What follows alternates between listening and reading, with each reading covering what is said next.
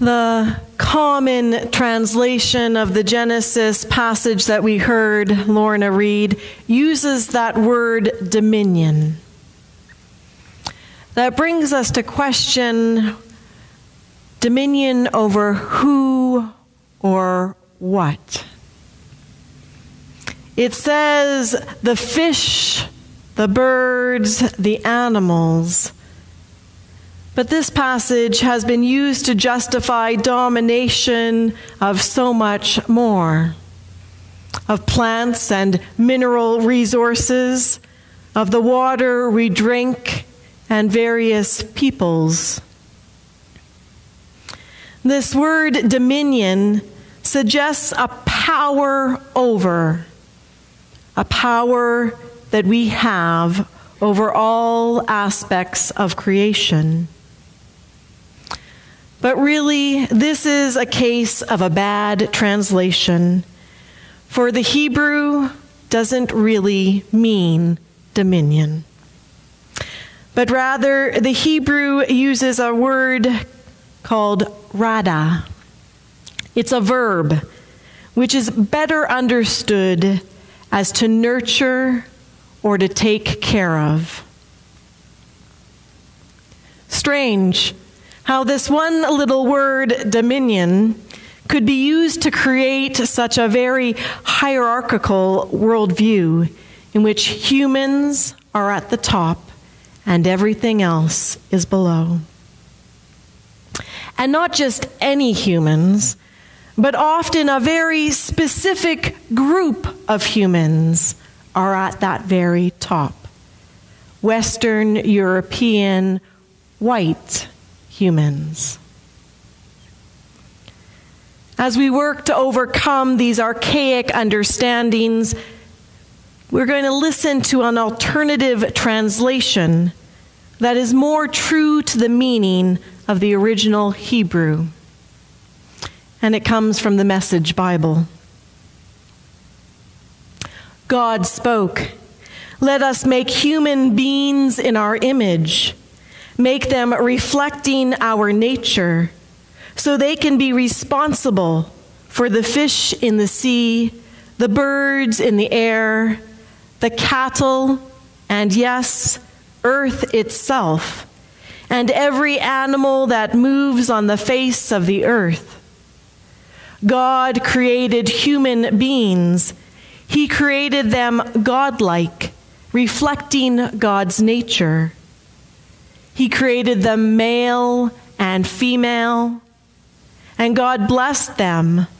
Prosper, reproduce, fill earth, take charge, be responsible for fish in the sea and birds in the air, for every living thing that moves on the face of the earth.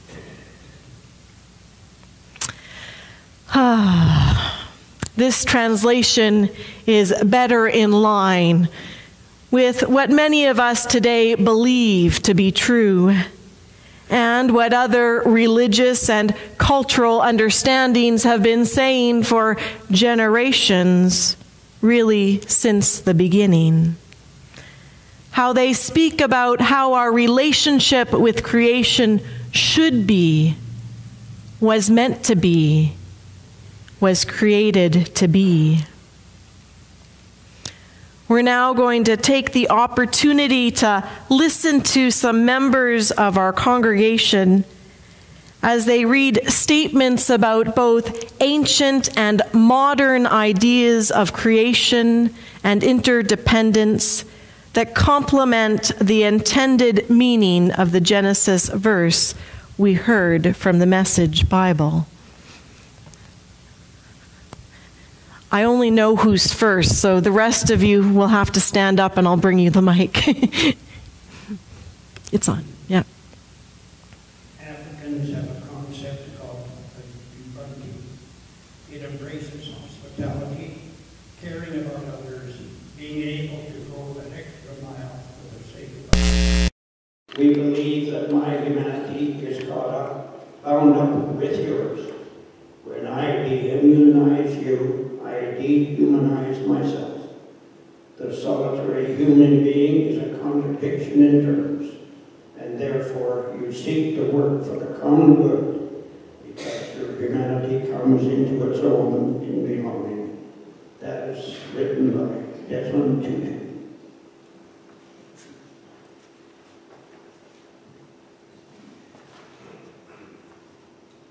For those who have seen the earth from space and for the hundreds and perhaps thousands more who will, the experience most certainly changes our perspective. The things that we share in our world are far more valuable than those which divide us. Astronaut Donald William. Number 3.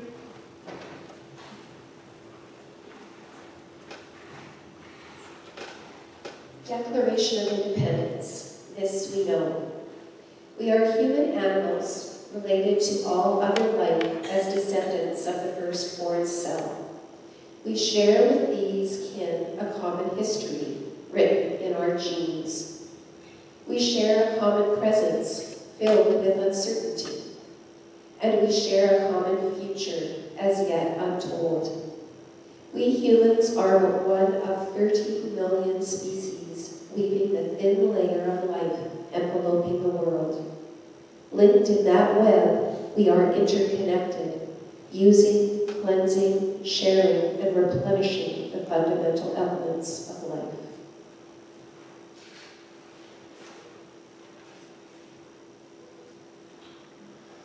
Declaration of Interdependence, this we believe. Humans have become so numerous and our tools so powerful that we have driven fellow creatures to extinction, dammed the great rivers, torn down ancient forests, poisoned the earth, rain, and wind, and ripped holes in the sky. We are learning from our mistakes. We are mourning our vanished kin. And we now build a new politics of hope. We are one brief generation in the long march of time. The future is not ours to erase. So where knowledge is limited, we will remember all those who will walk after us and err on the side of caution.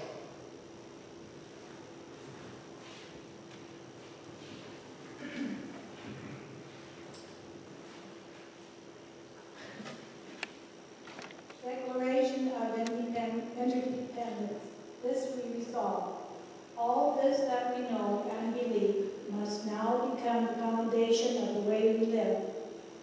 At this turning point in our relationship with Earth, we work for an evolution from dominance to partnership, from fragmentation to connection, from insecurity to interdependence. This declaration was written by David Suzuki, Foundation for the 1992 UN Earth Summit.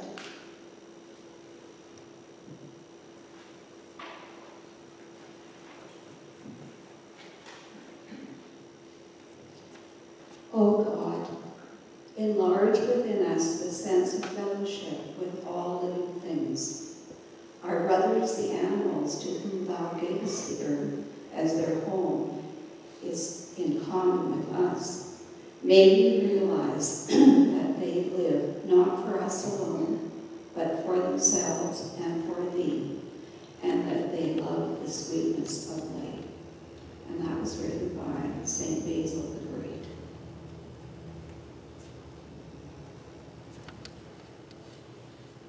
The more closely related two people are, the more similar their genomes. Scientists estimate the genomes of non-related people, any people plucked at random off the street, differ at about 1 in every 1,200 to 1,500 DNA bases or letters. Whether that's a little or a lot, a variation depends on your perspective. There are no more than 3 million differences between your genomes and anyone else's. On the other hand, we are all 99.9% the same, DNA-wise.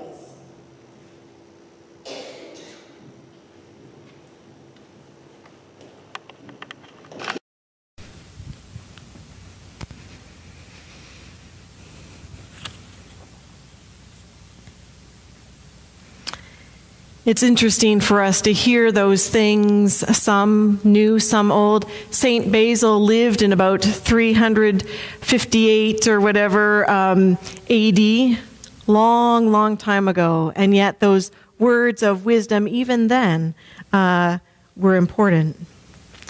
We're going to watch a small video clip. It's from the Disney movie Sacred Planet, and this movie was originally made for the IMAX big screens. And yeah.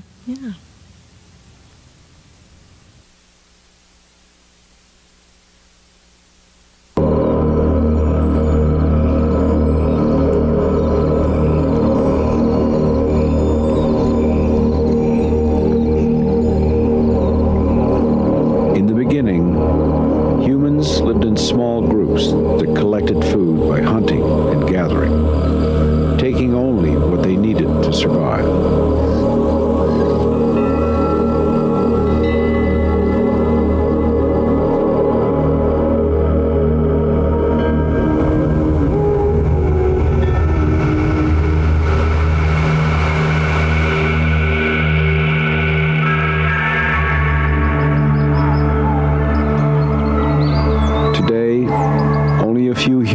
Still dwell in the depths of nature, in some of the last pristine places on Earth. They continue a traditional way of life that has been practiced almost unchanged for thousands of years. A way of life that has stood the test of time and allowed them to live in harmony with their natural surroundings.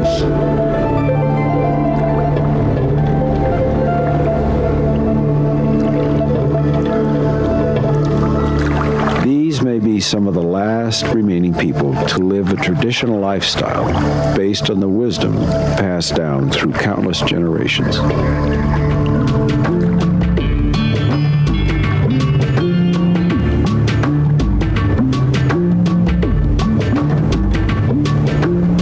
Many people have never heard their voices.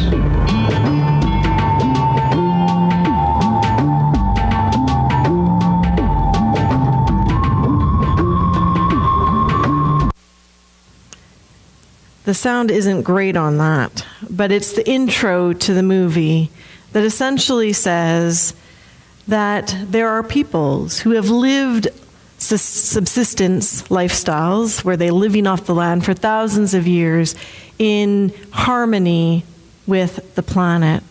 And I'm not suggesting that we all revert back to that sort of lifestyle, but I am suggesting that they have a wisdom that some of the rest of us may have lost, that needs to be recaptured.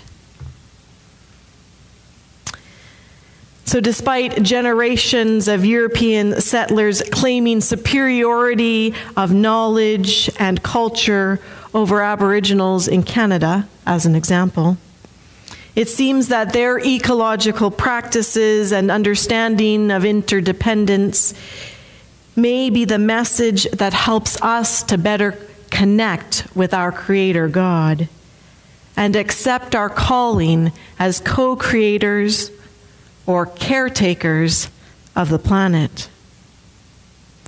We're going to see a little bit more of this video in the coming weeks and hear some more of that wisdom. For now, let us join in prayer.